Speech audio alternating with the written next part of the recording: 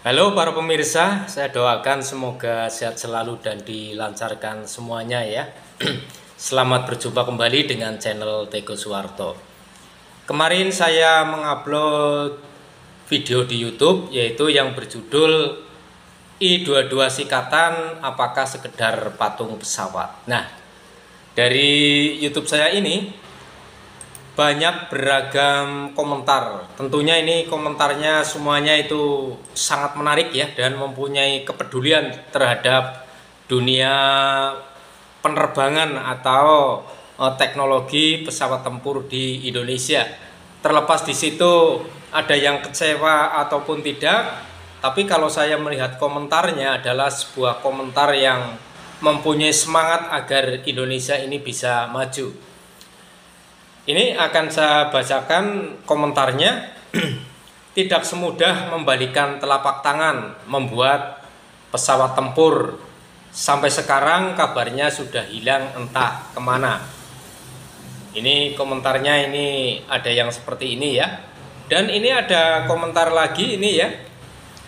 I-22 Sikatan bukan proyek negara tapi punya swasta. Itu pesawat mau jadi atau tidak negara nggak ada masalah dan nggak rugi juga. Yang rugi kan info global. Kenapa kalian nuntut harus dipublikasikan pencapaiannya? Emang negara kasih berapa ke info global? Nggak ada kan? Lagian waktunya masih jauh. Bahwa pesawat itu akan terbang pada tahun 2036. Ini baru 3 tahun. Ini ada komentar yang seperti ini. Tentunya ini adalah komentar yang sangat menarik dan bagus ya. Memang negara itu tidak dirugikan oleh info global. Itu sangat betul sekali karena info global adalah pihak swasta. Justru dengan adanya video ini, kami itu akan membahas nanti ke depannya itu bagaimana berusaha untuk memberikan masukan-masukan kepada pemerintah.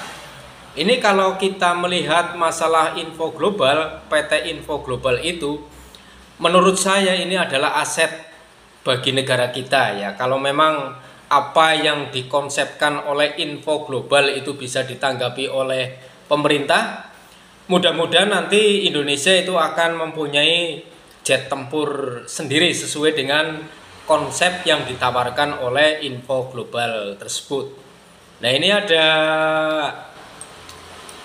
komentar lagi ya. Indonesia sudah takdir masalah teknologi tertinggal dengan negara besar yang lain kurangnya keseriusan SDM-nya. Maksudnya seperti ini nih. Saya tadi membacanya itu komanya itu nggak tepat ya, jadi bisa menimbulkan arti yang berbeda. Indonesia sudah takdir masalah teknologi tertinggal dengan negara besar yang lain, kurangnya keseriusan SDM-nya. Ya memang untuk SDM di Indonesia apalagi terkait dengan masalah teknologi pesawat tempur atau jet tempur itu memang saya memandang juga sangat kurang sekali. Oleh karena itu dengan adanya aset yang seperti tadi saya sampaikan ya, mau tidak mau itu kan aset bangsa kita ya. Info global itu aset bangsa kita. Dengan adanya info global, nah ini di dalam pemerintahan era Prabowo ini seharusnya pemerintah itu merapatkan barisan. Jadi untuk masalah pesawat tempur itu jangan cuma beli dan beli saja, sekalipun di dalamnya itu ada TOT atau transfer of technology itu ya. Setiap Indonesia itu membeli pesawat tempur dengan negara asing atau negara luar atau ke luar negeri, itu memang dipersyaratkan harus ada transfer of technology atau TOT. Tapi kalau kita mengandalkan TOT saja, saya kira itu sangat terbatas. Oleh karena itu menurut pandangan saya ini ya, Indonesia itu harus nekat. Harus nekat. Jadi nekat yang seperti apa? Jadi seperti ini, nekatnya yaitu kayak di angkatan udara kita itu kan banyak pesawat yang sudah grounded ya, yang sudah tidak dipakai atau sudah dipensiunkan. Kenapa dari situ itu tidak dipelajari? dari mesinnya seperti apa, konstruksinya itu juga seperti apa. Seharusnya itu dibongkar total, dipelajari. Misalkan kayak pesawat bekas Rusia yang jet itu ya, itu mesinnya dibongkar. Undang para praktisi, para ahli, para insinyur untuk mempelajari mesin jet yang dari Rusia itu yang sudah tidak digunakan. Dan nanti kalau bisa itu dicontoh dan ditiru.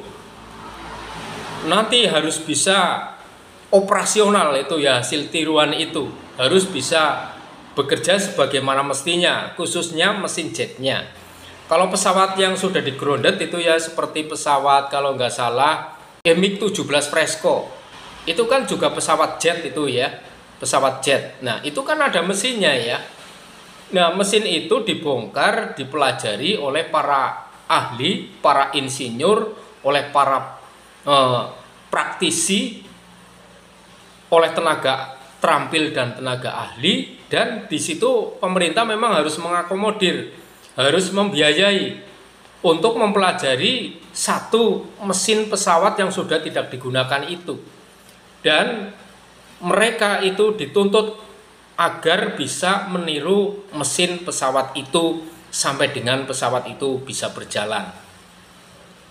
Di sisi lain, pelajari struktur pesawatnya itu seperti apa. Kalau pesawat zaman dahulu itu kan tidak ada avioniknya itu ya, nggak ada itu ya. Jadi nanti dipelajari dulu, nggak apa-apa itu ya, membuat pesawat jet generasi pertama atau kedua itu nggak masalah. Yang penting Indonesia bisa dulu untuk membuat pesawat yang semacam itu.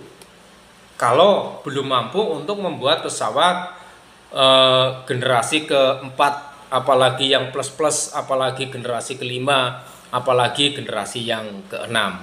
Itu sih masukan kami terhadap pemerintah.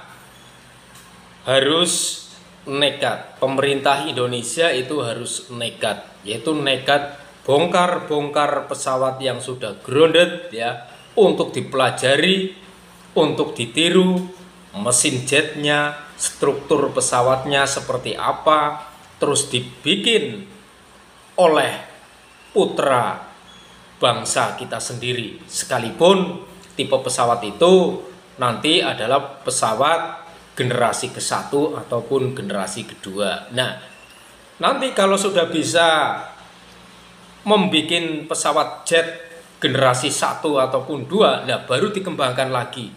Jadi mau tidak mau Indonesia itu harus melakukan itu. Karena berdasarkan pengamatan saya, kelihatannya belum melangkah yang seperti itu, nekat untuk bongkar-bongkar, untuk ditiru, itu kelihatannya saya itu belum melihatnya. Tapi barangkali teman-teman ini ada yang melihatnya seperti itu, ada berita yang seperti itu, tolong dikasih tahu saya. Jadi kira-kira seperti itulah ya.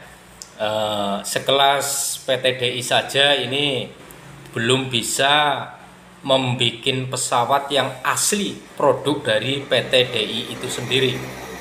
Ini menurut pandangan saya itu seperti itu. Karena apa? Belum bisa membuat mesin pesawatnya sendiri, avioniknya sendiri, badan pesawatnya sendiri secara full. Itu kan sebagian itu kan impor ya, impor itu ya, untuk PT DI itu sendiri. Dan selama ini PT DI itu bekerja sama secara kolaborasi dengan pabrikan-pabrikan pesawat dari luar negeri. Misalnya dengan Airbus di dalam membuat pesawat CN295. Pesawat CN295 itu kan merupakan pesawat hasil kolaborasi antara PT DI dengan Airbus kalau nggak salah ya. Jadi CN295 yang merupakan produk yang telah terbukti digunakan untuk operasi militer di wilayah terpencil dan pergerakan bantuan kemanusiaan. Lebih dari 95 pesawat telah mengudara dengan 130.000 jam terbang di seluruh dunia. Jadi sekelas PT DI saja menurut saya sampai sekarang di dalam memproduksi pesawatnya itu masih produksi secara kolaboratif. Sebagai contoh yang semenjak tahun 2011 ya, sejak tahun 2011 PT DI telah menjalin kerjasama industri dengan Airbus Defence dan Space untuk program CN295 dengan paket pekerjaan yang antara lain Final Assembly Line, Delivery Center, paket aerostruktur yaitu bidang ekor horizontal dan vertikal, badan pesawat bagian belakang atau buntut lah, yaitu ya membuat buntut itu ya, terus service center dan komputer based training. Jadi dengan seperti ini PT DI pun itu belum secara utuh memproduksi yang secara keseluruhan. Nah, apakah Indonesia mau stagnan seperti ini terus? Kalau tidak nekat, ya seperti itu tadi yang saya utarakan, memang Indonesia itu harus nekat, harus berani bereksperimen. Dengan eksperimen itu nanti akan membuahkan suatu hasil tentunya ya, yang merupakan hasil produk asli anak bangsa. Itu maksudnya seperti itu. Tapi kalau selamanya cuma beli TOT seperti itu terus, tidak ada perkembangan yang berarti. Dan kita itu akan tetap tergantung kepada negara-negara lain. Nah, bagaimana untuk menyambut yang namanya Indonesia Emas? Indonesia Emas itu paling tidak harus didukung dengan kemampuan teknologi yang mumpuni. Oleh karena itu, ya kami menyarankan kepada pemerintah untuk segera menyusun langkah-langkah, sekalipun itu dari nol, sekalipun itu melalui bongkar-bongkar pesawat untuk di ATM, amati, tiru, dan modifikasi, sekalipun itu adalah kelas daripada generasi ke-1 ataupun generasi kedua. Jadi jangan muluk-muluk dulu lah. Yang penting bisa dulu secara dasarnya, baik mesinnya, struktur pesawatnya, avioniknya, dan perangkat-perangkat lainnya yang asli diproduksi dari anak bangsa ini. Saya kira kalau pemerintah itu mau memikirkan hal-hal yang demikian, yang kelihatannya remeh-temeh dan tidak keren itu ya, saya kira untuk kedepannya itu akan lebih maju daripada mengandalkan beli pesawat ke negara lain terus mendapatkan TOT saja. Itu kalau menurut saya itu tidak cukup. Nah, bagaimana untuk I-22 Sikatan itu yang merupakan konsep dari info global? Ya, tentunya kami sebagai masyarakat Indonesia itu sangat berharap ya, dan mendorong itu ya. Itu kan mau tidak mau info global itu telah membuat mock up-nya, ya mohon untuk kedepannya itu untuk bisa diteruskan. Jadi Indonesia itu kedepannya itu mempunyai produk bangsa Indonesia asli yang benar-benar merupakan karya bangsa Indonesia asli. Jadi dengan harapan mesinnya bisa bikin sendiri, badan pesawatnya juga bisa bikin sendiri, avioniknya juga bisa bikin sendiri. Memang ini hal yang tidak mudah. Pencapaian ini itu perlu kerjasama dari berbagai disiplin ilmu, dari berbagai produsen-produsen, pabrikan-pabrikan yang ada di Indonesia, dan mutlak itu harus ada di Indonesia. Dan mulai sekarang memang pemerintah itu harus merintis. Kalau tidak, kita akan ketergantungan terus kepada pihak luar, tidak mempunyai teknologi sendiri. Itu saran dari kami itu seperti itu. Mudah-mudahan ini bisa didengar oleh pemerintah, bisa didengar oleh info global, bisa didengar oleh PT DI.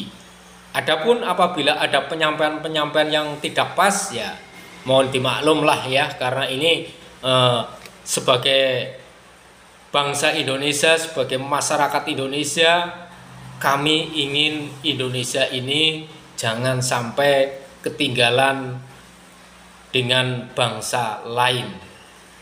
Demikian, terima kasih telah menonton videonya sampai dengan selesai.